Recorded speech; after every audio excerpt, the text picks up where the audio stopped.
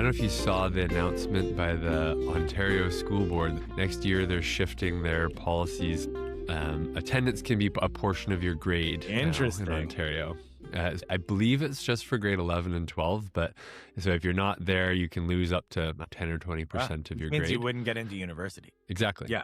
I think the same as here and in the States that there's just been a real declining attendance rate at school ever since COVID. I think they also are reinstituting a little bit more standardized testing and having actual provincial exams all happen at the same time. I just wanted to see what you thought about that. Well, I think it's interesting on multiple levels. I think in BC, when we were in high school, there was a participation mark that had an attendance component and also whether you're putting your hand up. And I think that was like banned for a while. So like, you're right that they have reduced monitoring the way in which you engage in class. To me, it makes a ton of sense to have standardized testing. Why would you ever have a system where you don't have an output that you can measure? I don't know that it needs to be part of your grades, which it's not in BC. But even if it is part of your grades, saying this is what biology 12 looks like in our province, that makes a lot of sense given the university system. Where I get genuinely really pissed off is at the idea that you should control someone's process. That my gifted grade 12 student who already knows math 12 has to go to classes that are at 1/3 of his brain speed to get the 10%. And that engagement in the act of school is like so valuable that whatever they would do with that time is not worth it. And I get it, because if you're a school, you want to be like, you need to come to class. It's important, but prove it. If somebody can get 95% in your math class without attending, it speaks to your class. And the idea that you're going to punish that by having them come to the class and otherwise they lose marks, they can't get that 95. I think it's just a way of saying we can't actually compel you with our course, so we'll coerce you. I mean, going through that with one of my guys right now, with my son, he's missed a lot of school, but also he doesn't find it challenging or particularly interesting. He likes the social component of it, but he's really discovered that he can do pretty well going half the time. Showing up is half the battle. Demonstrating that you can do that is important, but being able to pivot or shift some of the kids that can do it, like you say, like a math class, like at a way different speed than others. Can we redirect these kids while having them present? Because I can see the motivation for grade 11 and 12 kids. If you say, okay, we're going to take away 10 or 20% of your mark if you don't come, but that's not going to really boost morale in any way or make them want to go more. No. Yeah. And honestly, I'm going to say this extremely arrogant thing. When I used to teach group classes to very resistant kids, their attendance was close to 100%. Kids will come if relationship is there. They will work for teachers they value. They do show up when the hour is giving them something they actually want. So it's actually quite similar to cell phone bans, where I think I get why you want to ban cell phones, but if your teacher cannot control the classroom in such a way that people are fully engaged for 80 minutes, that they can be on their cell phone, you have to think about what you're doing in class. And I think there's just a really low standard of what a high school class is. It's not the idea that it should be entertaining, exciting, get you curious, get you pumped. Like I imagine what gets one person pumped is very different than what gets another person pumped. So you end up teaching to a certain subset of the class and then probably driving some of the others away. A teacher's probably got to juggle and dance and really perform to try to get the masses actually engaged at that level. But you know what I think that's awkward is like, yeah, correct. That is your job. If I go to a doctor and I have a terrible disease, you have to cure the disease. If I have 30 kids in a class, you have to take care of them all. And if you can't, and to be clear, the 30-person classroom is a nightmare and the structural conditions for teachers are absurd. I'm not arguing that at all. But in reality, the top 20% of teachers can do that. They can differentiate instruction across 30 kids. They're passionate about their subject. They have already thought about the flow of the classroom. That's the level that is possible, but it's not the level that is standard. You've talked before about needing feedback loops within the system to see if we're not meeting a standard, then we need to try to change it. Do the standardized tests actually feed back to anywhere where the things are changed if they aren't meeting a standard? Not as far as I know. In BC, they're mostly used to rank schools and like provide high level feedback, some information about the kid. But as I just soapbox, like I'm really for less control over process of kids and to not control how they're engaging in school, allowing them to not attend, allowing diversity in schedules, diversity in all kinds of approaches. I think it is actually really important that an A in math be something clearly objective so that you can tell that the kid who never went to school and home learned their way to math 12 is the same as the kid who went to the prep school and did math 12. That's like, if you don't have objective outcomes, how can you allow process to vary? How can you experiment? So what would you suggest in terms of trying to encourage an attendance piece and provide that flexibility, or if you don't come, demonstrate to me that you did something productive in life? Where do you suggest that they actually do? So what I really think is that the special ed teachers need to be set up to help those. Like, I have this kid right now who takes a day off every week. Every week he misses a day of school. But the same student did not attend another school and just did not go when it was required that he attend. And when every day that he didn't attend, it was a phone call home and a big deal. Accommodating him means he's doing well in grade 11 now. Like, he's able to self-regulate. So I think the idea that all self-regulation needs to be monitored and approved by the gods, whoever that is, your mom or your counselor, it's a childish attitude that we need to be supervised in how we choose to do things. I'm for the schools providing support, but in terms of you have to prove X or Y to me, the thing you should have to prove is that you can do the work at the criteria. So, I mean, what should it be is the grade 12 home learner has no tools besides their calculator and is in a room with a test, or maybe they have test problems, some valid assessment, and they show that they've met the grade level. And flip side, if you didn't do that, you should not get the grade. Right now, if you don't meet grade level, you're going to pass still. How do you see that differing between a grade 8 or 9 kid and a grade 11 and 12 kid? Because Great the question. the grades in grade 8 and 9 don't really matter in the end. Like, they just Yeah. don't. And the kids see that too.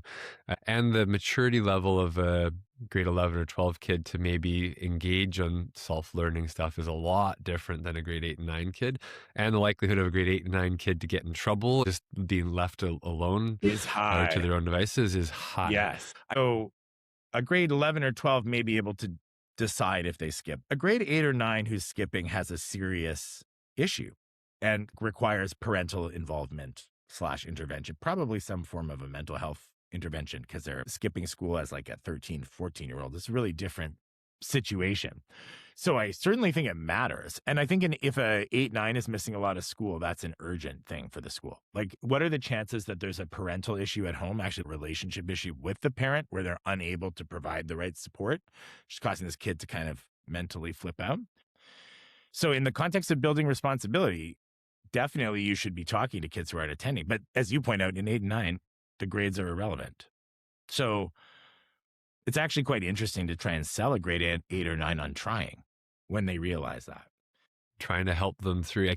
Makes complete sense why middle schools exist. And some cities and provinces or states have middle schools and others don't. But that grade 7, 8, 9 window is like, let's take these people and put them over here and just kind of be flexible and try to get them through this phase and then be able to reintroduce them into a system with a bit more structure. That structure I think should be a little bit more rigorous in grade 10, 11, and 12 to try to prepare them Yes, for life that has a bit more rigor and consequences after the fact. 100%. But by doing that in a way where the rigor comes from your performance, allowing a diversity of approaches. This teacher I'm talking about is one of my favorite teachers. He got me into tutoring, but I didn't take notes, and that drove him nuts. One time he just loomed over me, staring at my paper the entire session, being like, write something down.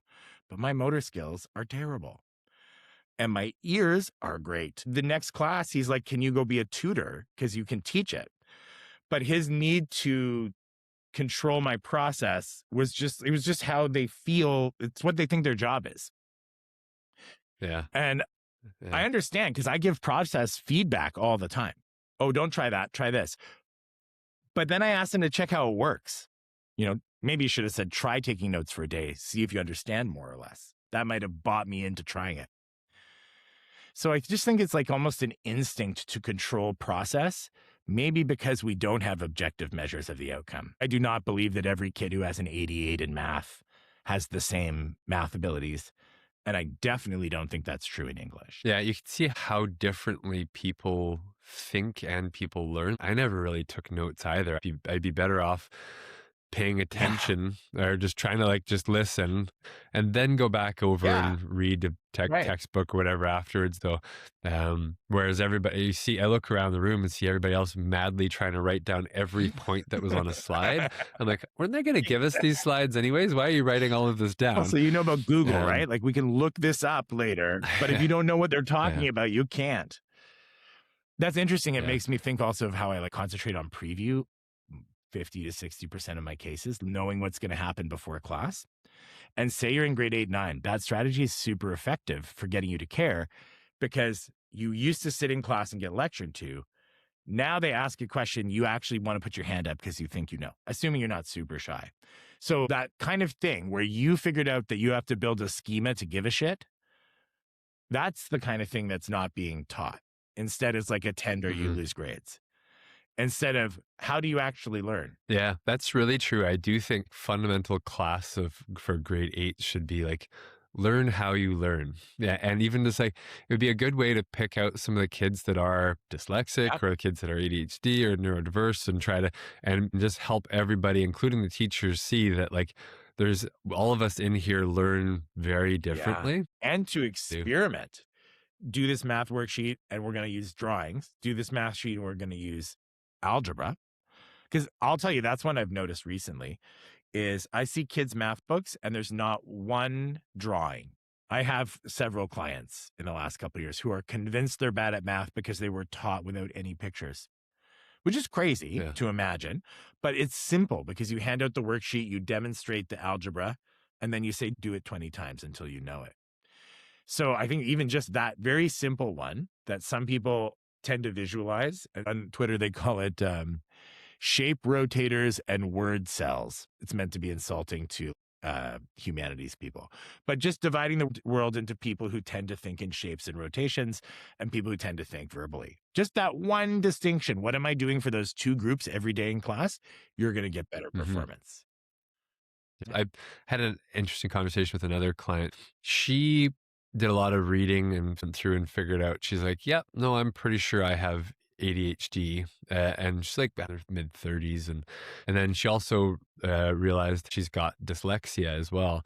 And her trying to explain to me how she sees words and how she Cool. compensates for it. I can't say I understand all the ins and outs of dyslexia, but she did a very good job of trying to explain Yeah. how she sees the worlds and sees words. But there are basic differentiation of instruction things that you can do that cut across the categories. I was just saying, like, there's the visual or word one. There's also like, do people need very structured step-by-step instructions, or do they need more of a brainstorm? You decide, you operationalize it. That's another major Yeah. difference. And also, all kids need clear criteria about how they'll be assessed. I do think it'd be a fundamental life skill to teach kids at a time where they're starting to be taught more things to help them learn how they learn, not just how Yeah. to learn, but Yeah. how they learn. And then the same thing happens from a physio perspective. I have a more sensitive nervous system than your average person. Things like loud sounds or different this or that kind of get me. You have to learn how to keep yourself comfortable, Yes. whether you're having to sit all day, stand all day, if you're wanting to do exercise, and the trying to draw people to learn about themselves and some Interesting. self-reflection can be challenging. Especially because I think people think they're like other people. I almost Yes. think they get it wrong on both levels. Like they think my spirit is so individual and unique. It's like the root of narcissism, kind of. And no, not really. Like human apes are pretty much similar. You know, we all need the same things. We all live and die.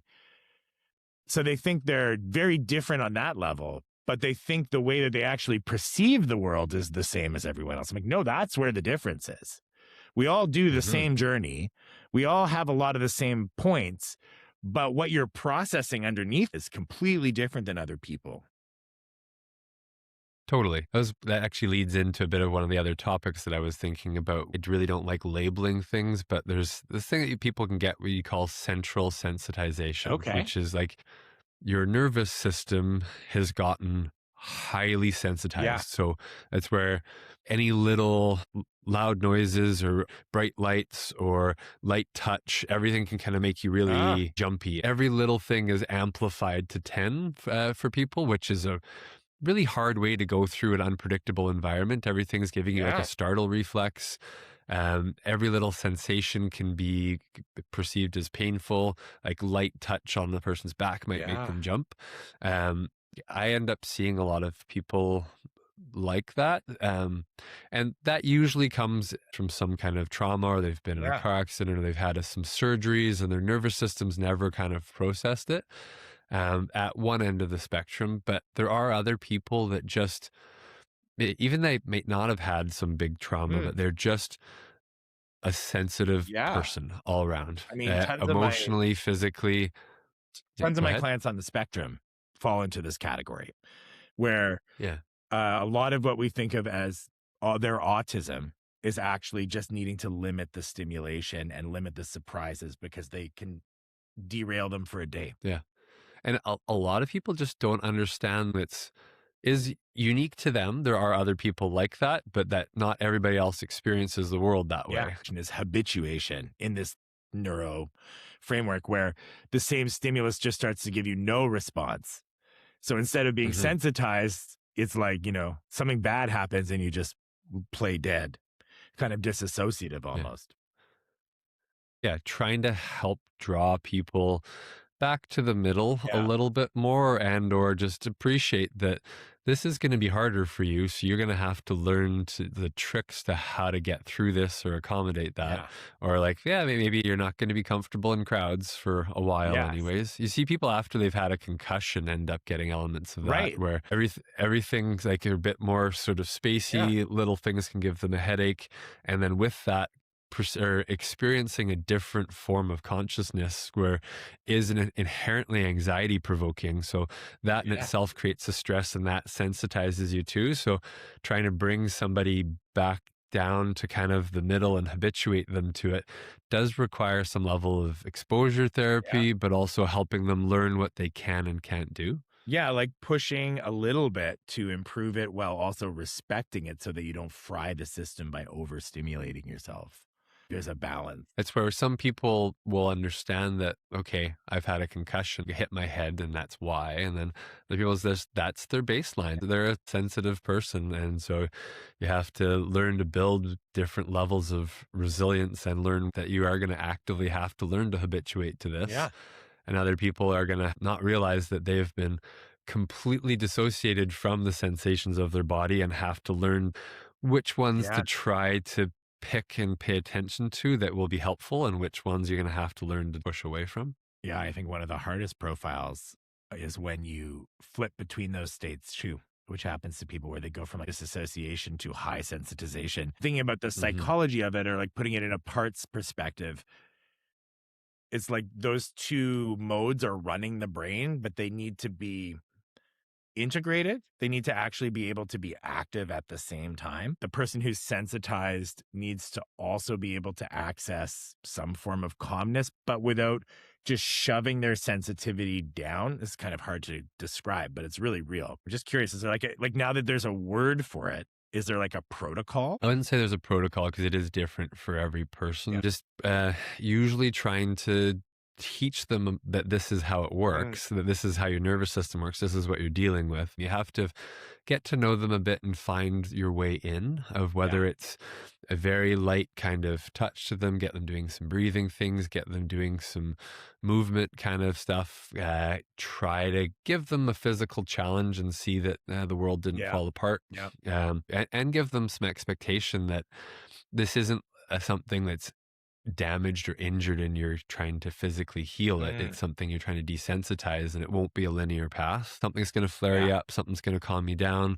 And the goal is to give you a bit more resilience where it takes more to flare it up. Kind of reminds me of triggering, like psychological triggering. Is like if you're triggered by a certain context that reminds you of something horrible, the goal is probably not to eliminate or erase that or pretend that you will never be triggered, but to reduce the number of triggers and to reduce the harm caused per trigger.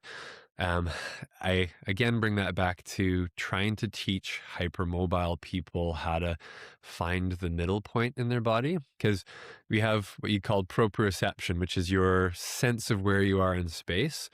And when you have such a broad amount of movement available, where you can move your whole rib cage around and you can move all over the place, um, it's hard to be aware of where that middle point is, which is where you're stacking your spine up and your joints up against gravity to be more efficient to use your skeleton. Mm, If you don't know, if you can't really sense where that middle point is because you have such a broad range on either yeah. side, that's where people end up bracing because you Yeah. clench whole bunch of big groups of muscles and that jams some joints together and it gives you some feedback. Yeah, okay, I have some stability Right. here. So I'm going to hang out here. This is familiar. But that bracing strategy of doing that's very compressive, which is why people that are really loose jointed end up actually feeling a lot stiffer and more uncomfortable than your average person because they've kind of Interesting. braced and compressed everything. So you tell somebody that has no idea that they're really loose jointed, they're like, what? Like they think Yeah. that as being, oh, you're super flexible. But they like, oh, I feel stiff all the time. How are you telling me I'm loose jointed? I'm like, well, that's because you're bracing. So I have to try to help you see that that's one endpoint, move you back and forth, show you there's the other endpoint, show you where the middle is, and then relate that to how you stand, how you sit, how you move around, and show you that you go back into these bracing Right. strategies as soon as you bend over. And that's why that's getting uncomfortable.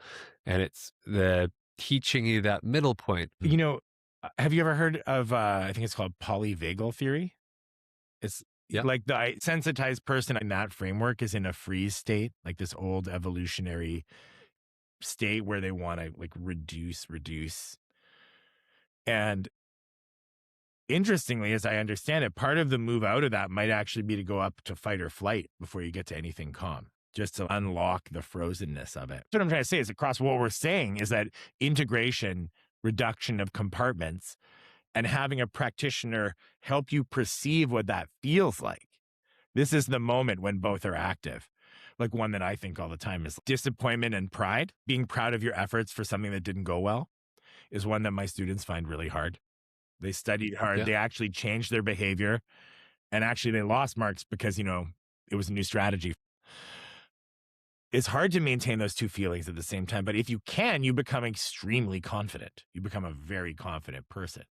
Yeah. Like people try to teach people to alter or change their golf swing a little bit, where it's such a repetitive Right. motion, it just screws their game up entirely. Yeah. But if they persist with it a little bit, and they're like, oh, that's better. Now my back doesn't hurt, or I can Yes. hit the ball 30 yards further. When people get uncomfortable one way or another, they end up also building tunnel vision in that. And that can manifest as OCD or depression or just a high anxious state where you couldn't possibly see that there's another way to be. Yeah.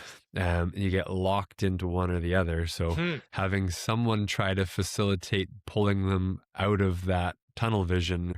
And Yeah. then if they did it, it didn't go well, but they saw that there was a different place. Mm. Now they're a little bit more open-minded and they might try to realize that if I can try that Yeah. differently, not just I'm doing it wrong, I should feel shame about that. What you're saying reminds me of my central metaphor for teaching, which is like standing next to a person, looking out together at what you see, and they tell you what they see. And then you might say, like, but I see an island over here. Do you see that island? And then they go like, oh, I can see it. And so I like what you're saying because it connects to how I feel about what it is to teach someone, which is to be next to them, looking in the same direction with them. Yeah, sometimes you have to physically like take their hand or put your hands on Yeah. them and be like, nope, look, turn your head that way. There's an Yeah. island over there. Yeah, my version of that Like is I have the pen pointing at this place on the page and they don't want to look at this, want to look at the answer. And I'm like, no, look at this line, read this line. What does it say? Then they like, read yeah, it and they go, oh. And it's like, yeah, there it is. It was there. My son, who is currently editing this very podcast that we are speaking, has just been learning that in math. He's gone from dad, tell me the answer, to allowing me to torture him by saying, like, just look at the page. What could you do with what's on the page? And the first couple of times he was just like, basically, can you just shut up? And by the third or fourth time, he's like, all right, no, I do get it. I'm doing well. That's like my son, who's quite good at math, but has a bit of some processing issues. If it's a written question, but I'm like, nope, like just pick out some information and draw some of it on there. Like read it a few times, turn it into your language, and like you are good at this. You've been listening to Why Things Hurt and How We Learn with your hosts, Brent Stevenson and Matt Giammarino. Why Things Hurt and How We Learn is brought to you by Envision Physiotherapy, Work with Matt, whythingshurt.com, and Remix Your Education. If you enjoyed the podcast, please tell a friend or leave a review.